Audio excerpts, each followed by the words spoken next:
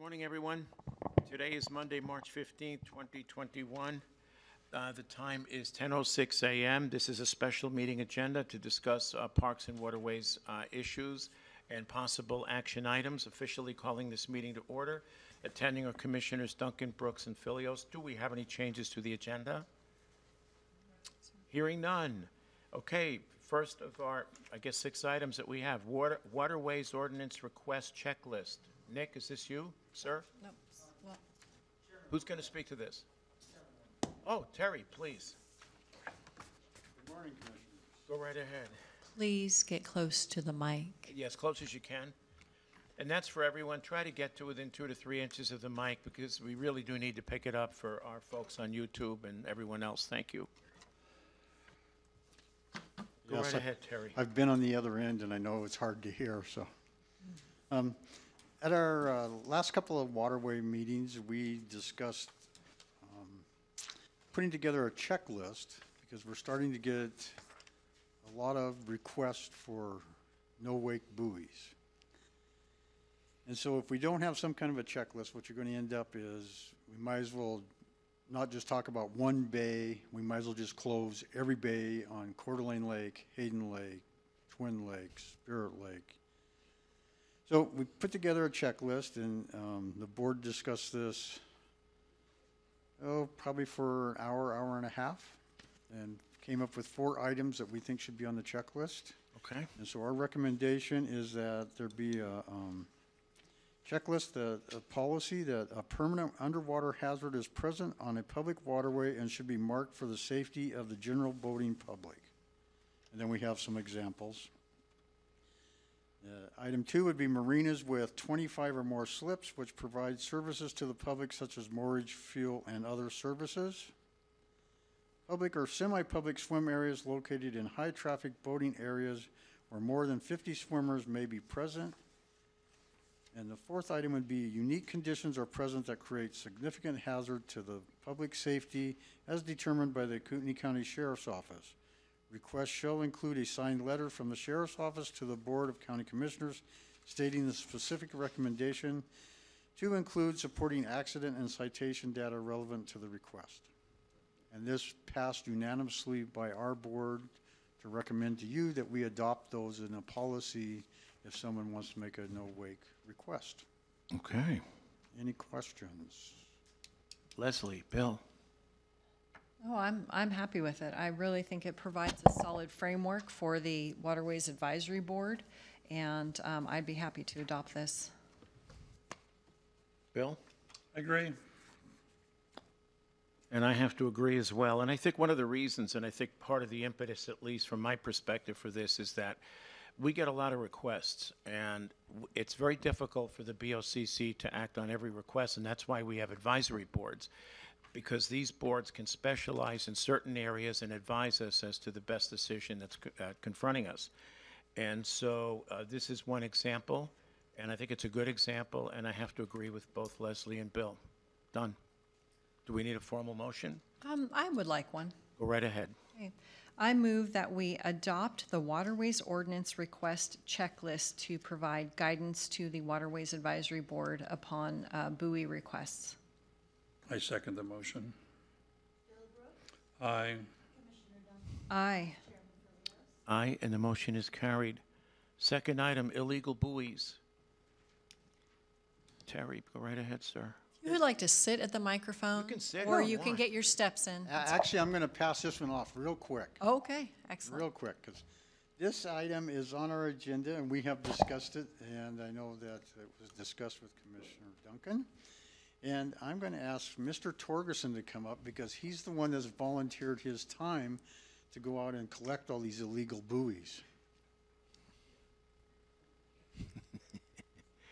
Go right ahead, Tom. Chairman, Commissioners, Tom Torgeson. I live on Fernand Lake. And where this had, I've actually poked around at this topic personally for a while, and I had spoken with...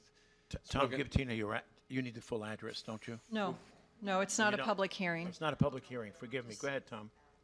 Coeur Where I d'Alene. live. Go right ahead. All right. I know where you live. So I had spoken with Commissioner Duncan about this, and she was kind enough to reach out to Idaho Department of Lands, who really, they're the ones who should be taking care of this issue within their jurisdiction.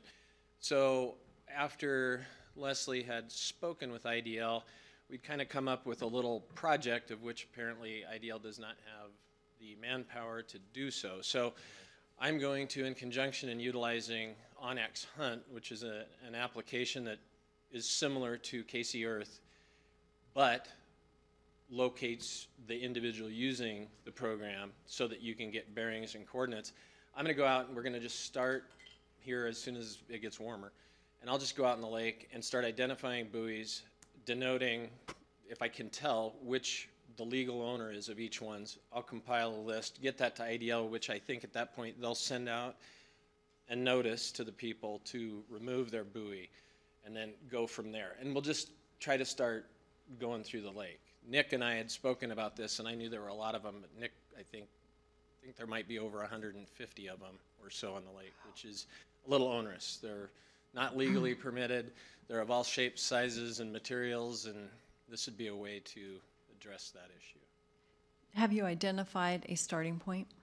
Yeah, I'm gonna begin at Cougar Bay and just start And then wrapping work around south? because there's Okay. quite a few as you head south of there, and I'll just do it gently and in a methodical, pattern so I don't miss any areas. So you're going to be doing this alone? It's usually pretty easy to get somebody to hang out in the boat with you, so I'll probably have assistance. But So yes. You might get too many volunteers, okay. Any thoughts? Now, these illegal buoys could in fact be hazardous because they're all different shapes, sizes, and locations. Would that be fair to say? Correct, and quite honestly, I mean, I was born and raised here in town, and I find them to be aesthetically obtrusive, to say the least. So Okay. there's multiple reasons, but they're navigational hazards, and I'll give them credit. They probably do assist, but again, there's proper channels for that, of which you just adopted a standard for obtaining those. So Okay. And they're all meant well. I believe so. And the intention is what, Tom? Is it basically to declare the area as a no-wake zone? Is that it? Well, I think the typical logic behind why individual homeowners are placing this is to push boats out further and make them well aware of the mark. But a lot of these, some of them are out, 100 feet or more past where they should be. They're not directly in front of their properties, so on and so forth. So, and again, there are enforcement laws that are in place, and if somebody's operating illegally, and I know we've heard the complaints, and quite frankly, I've experienced them personally, so I know that the complaints are legitimate with regards to it. But doing one illegal thing to stop another illegal thing, I don't believe is the appropriate action to take. Question, why isn't our sheriff's organization doing this? It's not their jurisdiction, from what I understand. It's the same reason we could argue that is, why don't they pick up deadheads? I do. I pick up and tow deadheads all the time. So I think it's a jurisdictional issue. This is Idaho Department of Land's jurisdiction. It's state property held in trust Without the on behalf of the enforcement. public. Correct. Without the okay. Correct. We good? Motion? I We need don't- one, or are we no, just giving I- direction? Yeah, I think that if you guys are supportive of his endeavors, then he reports back to me once he gets his initial list, and we're keeping, IDL's actually in favor of this help, so. I might need a bodyguard, but other than that, I'm good. Okay, just get out before Memorial Day. I am. I will. I promise. Thank you, Tom. Thank you, Commissioner. Appreciate it. But comments are at the end, sir. Okay, okay, item number 3. Terry, you're up again? Wake surf boats in Powderhorn Bay, Echo Bay, and others.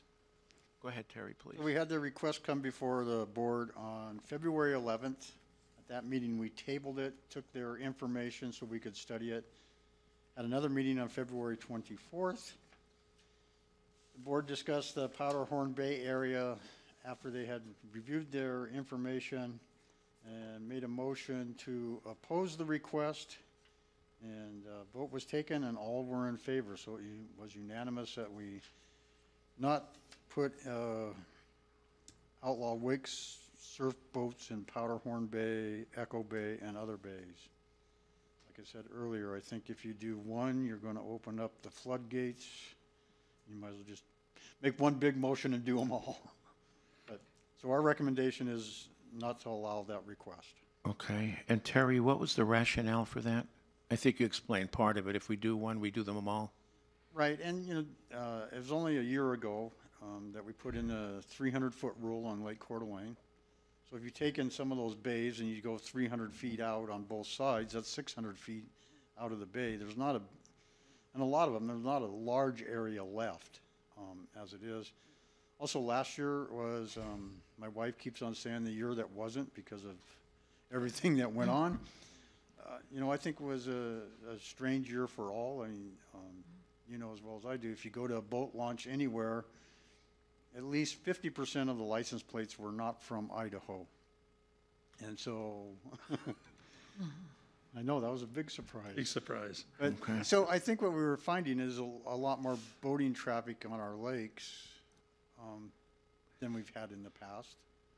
And so I think we need to give the ordinance some time to see how it's going to work under some normal circumstances instead of, I guess if you guys want to change ordinances every 6 months, it's up to you, but I would think that that's going to be pretty onerous on the board. So this is your recommendation for Neecham Bay, Honeysuckle Bay on Hayden, Echo Bay, and others presumably, such as Powderhorn Bay on the lake. Is that correct? No. It's not correct. Go right ahead. Okay. Oh, I'm sorry. Forget item 5. Go ahead. Right. Neesham Bay, our recommendation was also to deny their request. Okay. Honeysuckle Bay, we ended up with a split vote, 4-2, to allow that. Part of the reason for that was that there is, the Sheriff's Department recommended approval of that because it's right around the corner from the boat launch there. And so there's people taking off and all. So personally, myself as chairman of the board, I voted against it because I think if you open one, you open them all. But there was a majority voted in favor of that request. I'm sorry, Terry, when I was looking at the minutes and it was actually 2 opposed, 3 in favor, and you were missing 2 board members? Okay, Is that yeah, that's correct. correct? But you had a quorum. Yes, we had a quorum. Okay.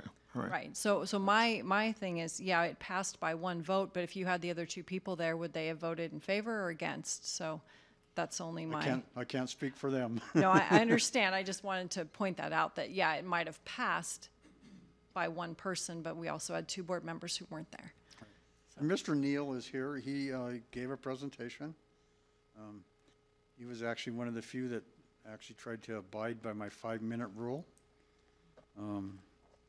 And so if you want more information on that bay, like I said, he's got his presentation here. He can show you. How long is the presentation? As long or short as you want. Can you keep it to 5 minutes? Yes. Go right ahead. Last year, Mr. Craig Eagley was the one that presented this to you. And Get the mic up commissioners- closer, please. There you go. You're the welcome to take the commissioners had some questions. And you can take You your can take mask the off mask if you're off comfortable. If you're comfortable. Okay. Yeah. Honeysuckle Bay is southwest corner of Hayden Lake. The bay itself is defined as that area west of a line running due south, about 1/4 of a mile from the point of land immediately south of the Honeysuckle boat ramp to the Hayden Lake South Shore. And this is the boat ramp right here, and all of this is the Honeysuckle Beach recreational area. Honeysuckle Bay encompasses 23 acres, or about 0.6% of Hayden Lake's 3,901 acres. I'm just going to move on for this is a graphic that shows you the 200-foot wake zone plus the 300-foot wake zone. So we are looking at an area here of about 5.1 acres that we are asking to be turned into a no-wake zone. And beyond that, originally the proposal that Craig brought to you was to have the zone start out here at the 200-foot mark that the city of Hayden has put out and drop that directly south. The advisory board had actually modified that and said that what they would be willing to approve is this Honeysuckle Bay only. Their argument is that we have this safe zone for folks to put in, and so we would again only be looking at this area right here because we are protecting the human-powered recreationalists as they approach from both areas, north and south. One of the questions that you had was, well, how much support is there for this request? And John Hathaway is here. He was the one, I think you have a copy of the petition, and he's the one that went around to the local people and homeowners and got their signatures for it as an answer to your question. Realistically, that's all we have for you. Are there any other questions that come to mind that haven't been answered? Any questions for Mr. Neal? Leslie? Bill? Terry, did you want to say something? So, just if you would go back to the very beginning of the meeting, and I gave you 4 bullet points. And of those 4 bullet points, number 4 was a letter from the Sheriff's Department. While we didn't have a letter from the Sheriff's Department at our meeting, they did recommend that they thought that this would be a good spot to have a no-wake zone. Part of the trouble is now you're going to look at about 5 buoys across there.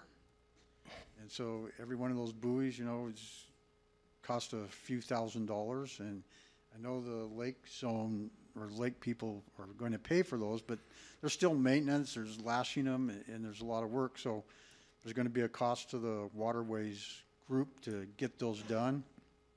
The more buoys you put out, the more maintenance you have. Pretty soon we're going to need more staff, and you know, budgets are always tight, and Waterways probably is not on the top of the list. So I think that should give you enough information. Like I said, the board was a split vote, and thank you for correcting me, 3-2. And it wasn't meant as a correction, it was just meant as a clarification. No, that's fine. And so, yeah, we did have 2 board members missing. Okay, so then just to retrace, for items 3 and 4, for the Coeur d'Alene Lake Bays, you're recommending no action at this time? We're recommending that we Or that deny we their, deny their request, request. And those both were unanimous. Gentleman had another, No, I'm holding comments to the, no. Mr. Neal? Yeah, go ahead. That I guy. wanted to mention the cost of the buoys and splashing them and the maintenance on it. The county currently has a memorandum of understanding. Yes, we do. With, We have an MOU, and yeah. I can tell you that the Watershed Improvement District has allocated funds for those buoys that are going to be required by the Sheriff's Department. Right. And the agreement would continue that taxing agency would be responsible for maintenance and costs associated with it. Fine, understood. Thank you. Terry, anything else? I believe that gives you enough information to make decisions. Okay. Thoughts? On which one? On all of them, or? Now, let's take the Coeur d'Alene Lake Bays first. Is this board in support of denying the request per the recommendation of the advisory board? I am at this time. Bill? I am. And so am I. Let's move on to item 5, the proposed no-wake zone. Thoughts? So 14 buoys were approved last year without enforcement, without additional enforcement on the lake. Making any bay a no-wake zone really is just going to be frustrating because the people witnessing the violations, they're not going to have any backup. They're not going to have any enforcement to be out there. So what I'd like to see is the 14 buoys we already put out there and more law enforcement on the lake before we decide to take this step. And I would like to have a report from the Sheriff's Department. I mean, at this point, we don't have a signed letter. We don't have any accident or citation information relevant to this request. So I'd really like this request to be put back in the requests once we get a letter from the from the sheriff if that letter indeed can come forward. I guess that's all I'm saying is I understand that, 3 of the Waterways Advisory Board, recommends this, but I would like to see it adhere to the new adopted guidelines. Okay, just for everybody's benefit who might be listening in, we are talking about the proposed no-wake zone on Hayden Lake for Honeysuckle Bay. Bill, thoughts? I'm in favor of it. Terry, can you come forward, please? I just have a question. Okay, so we don't have a formal letter from the sheriff's organization? No, we do not. Okay, who provided the support from KCSO The Marine deputies were there and spoke in favor of it. and spoke in favor of it? Okay, so we do have, I'm going to go with it, and I realize that we have a new ordinance in effect, but going forward, because in fact we already have input from the sheriff's organization, and it's somewhat coincidental with this new waterways ordinance, I think we can go with it at this time. So, Bill, do you want to make a motion? Yeah, I move that we. I'm sorry, go right ahead. Leslie. Well, we can't approve it right here. All we can do is give direction for staff to go through. It's a public hearing process. It's the full meal deal when you take away the public's ability to Yeah, we use have an part of the ordinance water. change. Yeah. We have an ordinance change, so we may have to go to a public hearing on this one. Okay, so all we're doing here is providing direction to proceed, but we have to go to an ordinance change. I mean, a public hearing. Okay, let's move on. Item 6, request to modify county waterways ordinance for the Spokane River. Once again, Terry. Hey, this item's been before you on numerous occasions. I've been before you on numerous occasions on this item. We had, at our February 11th meeting, we had lengthy discussion.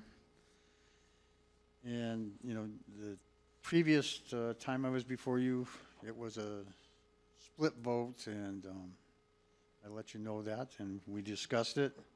This time, it came back that it was a unanimous vote.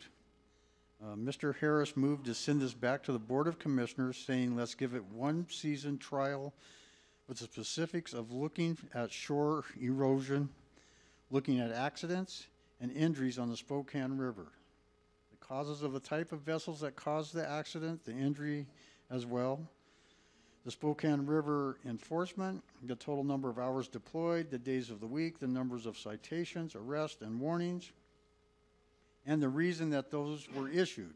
Those things can even be done on an ongoing basis. And at the end of this season, come back and they'll have all the statistics and the facts for the year of the education warnings and a year of enforcement to see what happened and what would give them 2 years to look at this issue to see where we are, then come back and decide what they are going to do going forward. The motion was seconded, and after some discussion, the vote was taken. All were in favor. So we're asking for more data be provided at the end of this next voting season. Give the ordinance another year to be enforced and see how things turn out instead of, again, like I said, changing the ordinance constantly. We're in a constant rolling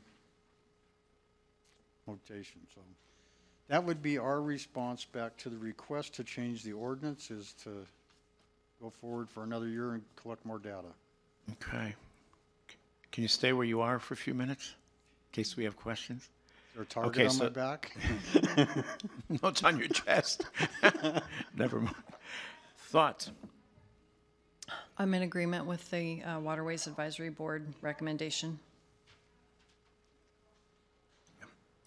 Thank you. Bill? I'd like to eliminate that 150 feet in the middle. That thing seems like we're trying to do good things, and I don't think we are when we limit the amount of water that people can drive on, and when we say just because you're out of that area, you can now have damaging and destructive wakes. I think that's a bad idea. Sends the wrong message. It's like people driving on the street. if a cop sees somebody doing inattentive driving, you know it when you see it, but you can't tick it off on a list of 1 to 10. What's interesting is, just for a little historical perspective here, when I met with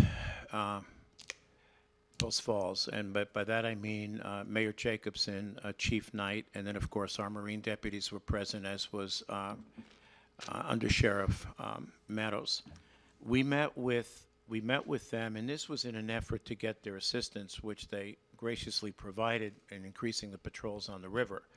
Both Chief Knight and even Sheriff Wolfinger said if it were up to them, they would eliminate towing. Well, clearly we didn't do that, right? We took a shorter step. When we went through the process of establishing the 150-foot rule, we did so thinking that we were providing sufficient margin on either side of the lake, north and south, so that two boats passing each other would not necessarily have to drop to idle speed.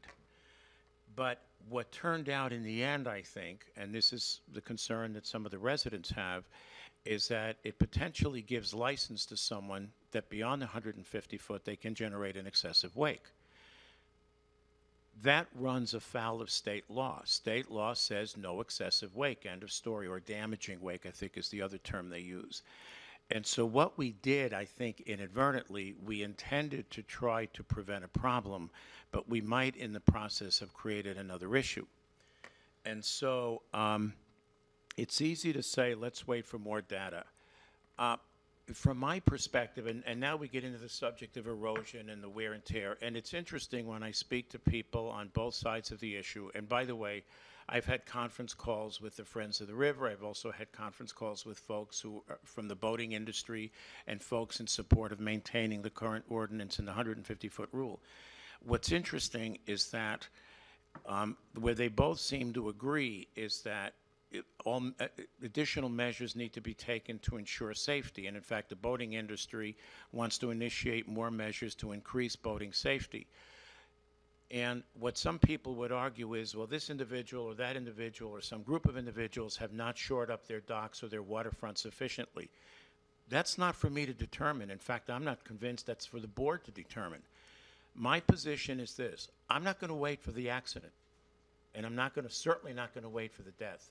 So from my perspective, this should be a no excessive wake zone, and we need to eliminate the 150 foot.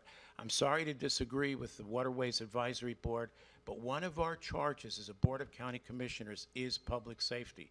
And once again, I hearken back to what KCSO, or at least the representatives from here and Post Falls and Chief Knight originally said, no towing. Towing is basically an excessive wake. But we're not going that far. We've defined no excessive wake, and so I'm for the elimination of the 150. That would necessitate a public hearing, and that's my position. Anything else? Well, I want to separate the two issues. Towing is not an excessive wake issue. They've never made those. That's not a thing. You can have high-speed towing. I ski at about 32 miles an hour. There's hardly any wake. So it's a different thing. But it does bear on safety, and I think that's where they were coming from. Okay, so once again, we had no accidents on the Spokane River last year. None. Out of the 26 accidents on Kootenai County waterways, 0 were on the Spokane River. So to say that this is a safety issue when citations and accidents do not back it up, I cannot support it. Fair enough. That's like saying, let's not have any speed limits and we'll just wait for the first accident so people can drive in excess of 70 or 100 miles per hour, and let's wait for the first person to have an accident. No, I disagree. We had 26 accidents, so why don't you quit? Why don't you talk about no towing on the lake either?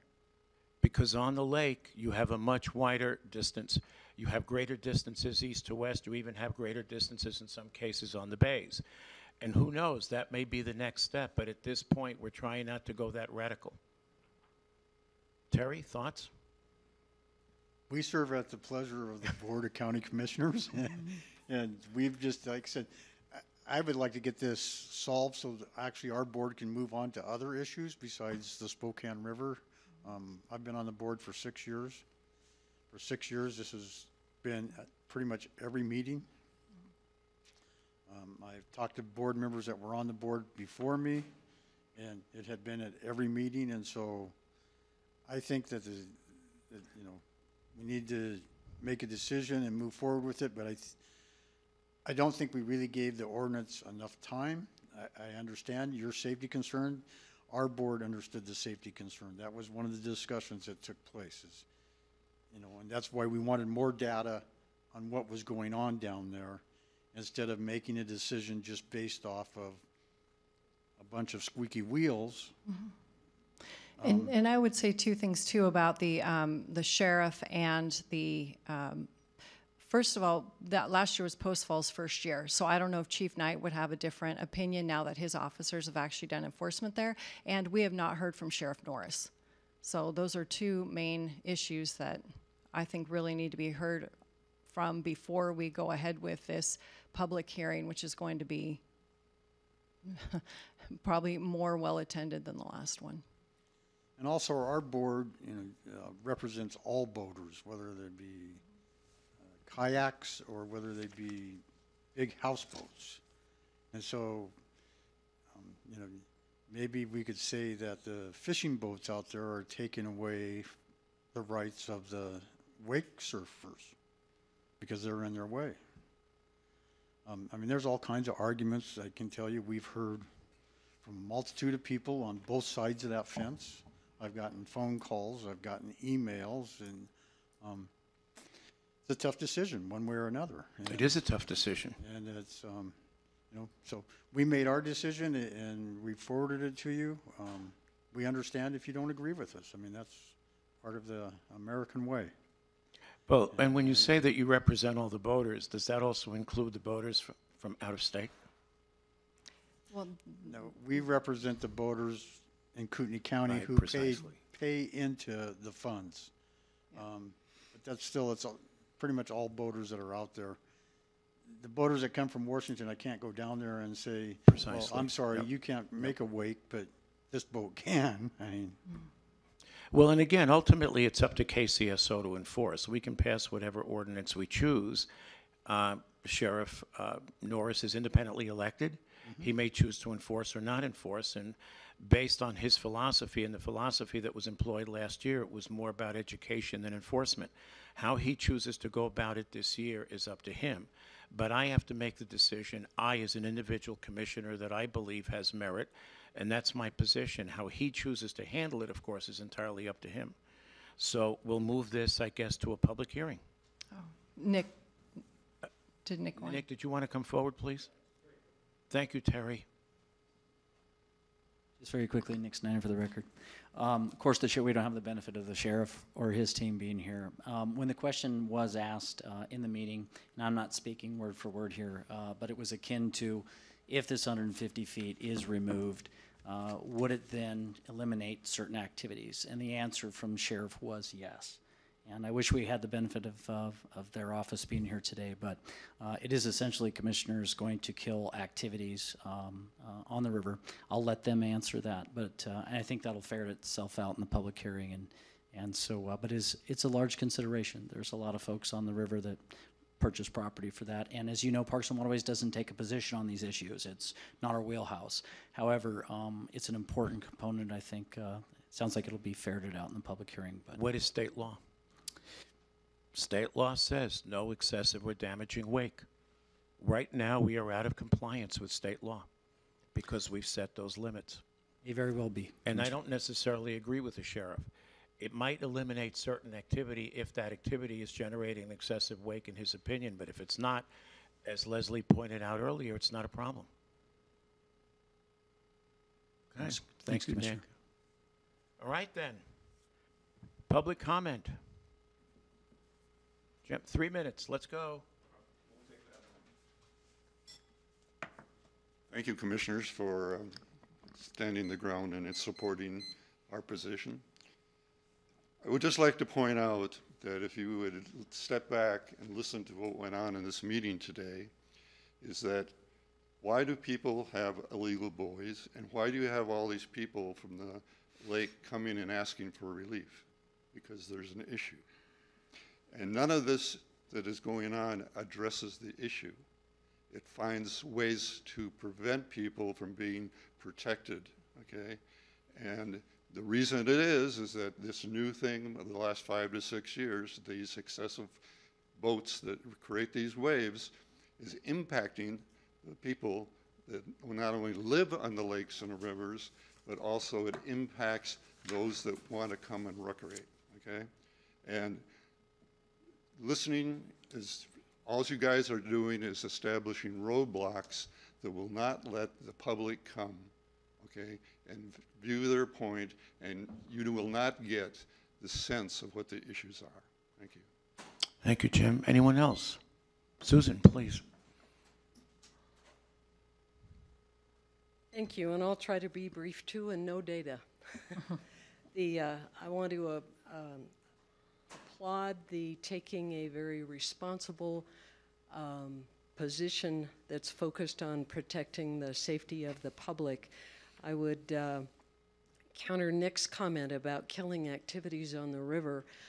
One of the inadvertent consequences of the 150-foot zone is that it became impossible for the majority of boat types to be on the river safely last summer.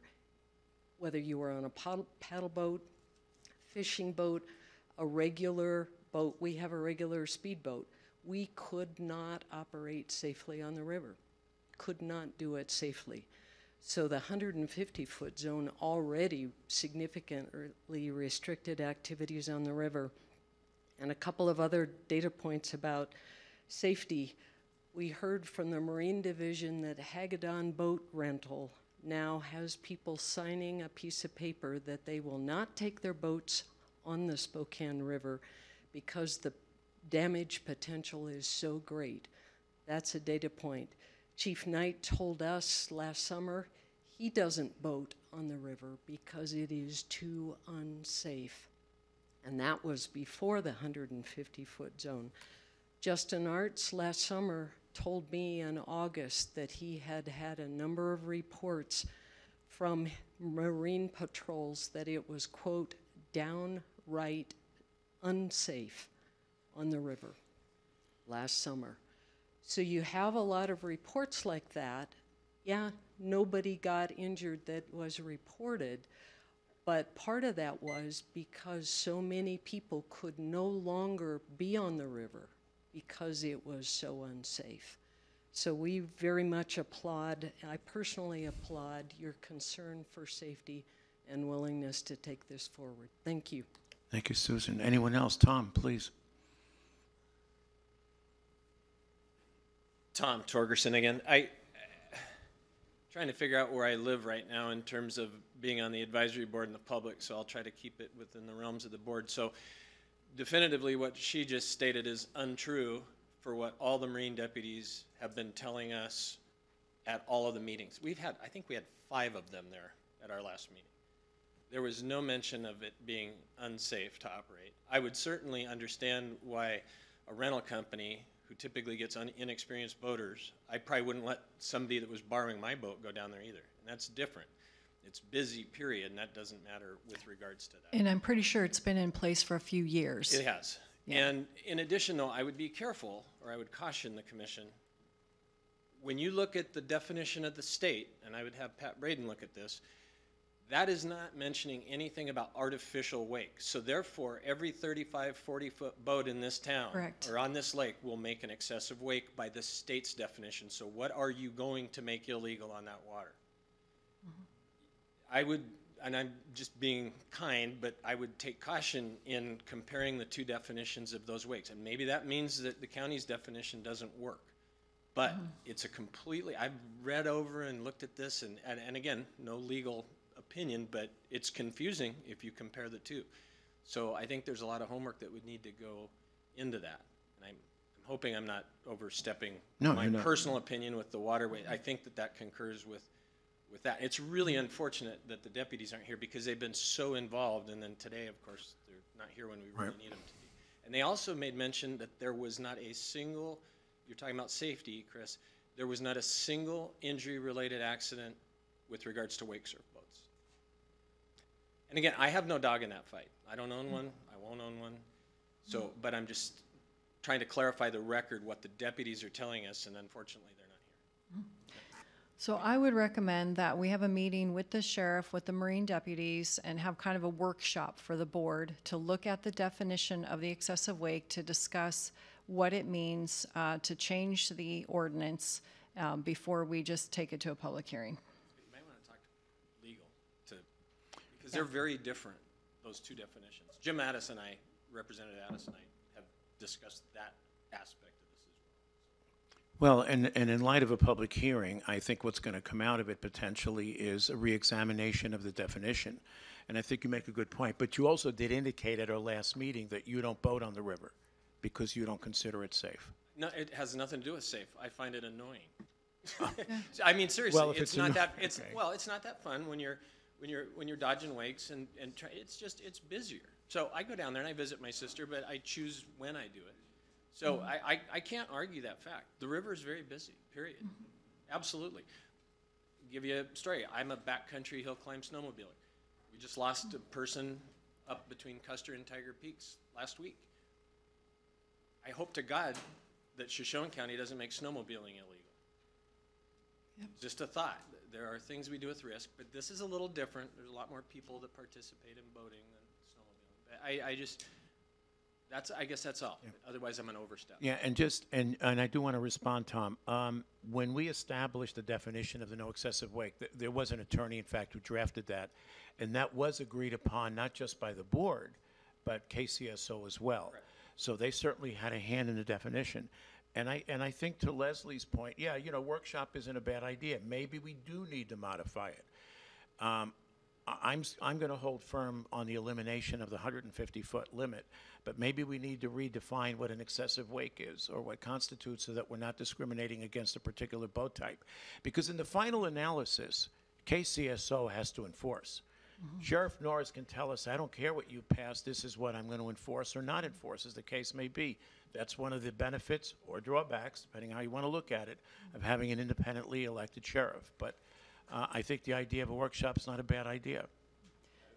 But we still have to move to a public hearing. Make sure it's well thought out. Yeah. Yeah. But thank you. You bet. Thank you. Mm-hmm. Anyone else? Sir. I live in Hawkins Bay on Hayden Lake and have for 15 years. My concern is the board, previous to all of you, was recommended when Camp Miveden, which is a big user of the bay, wanted to expand, that there were restrictions put on the bay. That was voted down by the board. Okay. Anybody that wants there's 40, 50 boats sometimes on that sandbar. It is boatniks, okay, there. And of all the places restrictions are needed, it's there. That was, when you actually had somebody do research on it, that was stated. That was important. You're talking about 50 swimmers? Way beyond 50 swimmers. Okay. And the way that I had a Marine deputy actually rent for me one summer, he got washed in April or May. You did not want to be on Lake Coeur d'Alene where he covered, because he got washed because the wave literally crashed over him on the dock. Possibly you have to have a tag for getting an out-of-state, be able to put an out-of-state boat. Very simple, short, right on it, the distance you have to be from a dock. Because 9 times out of 10, when I stalk somebody, and I do stop them off my dock, they don't know the rules. That's true. And half the time, they're not paying attention. They're just driving the boat super fast.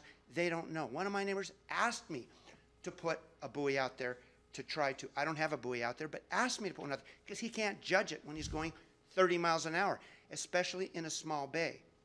When they put all those 15 buoys on Hayden, they didn't put one in Hawkins Bay. I talked to them. Why? I mean, of all the places. I mean, we got fishermen standing out there peeing off the side of their boats.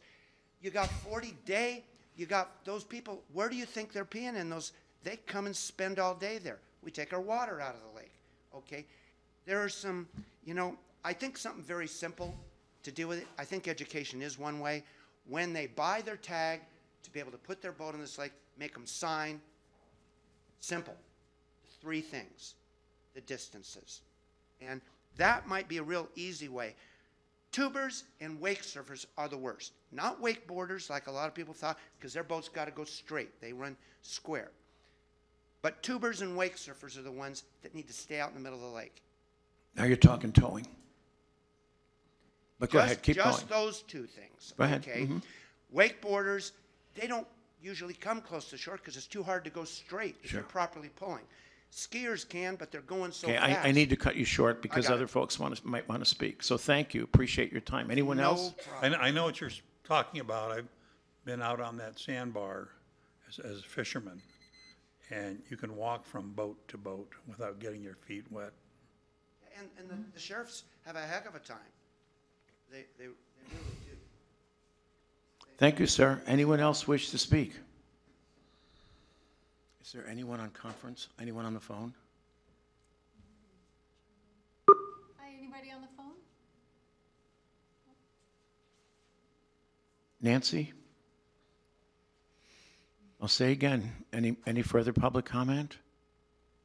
Hearing none. Time is not, excuse me, we didn't adjust the clock yet. 10:52, meeting adjourned. Thank you, everyone. Appreciate it.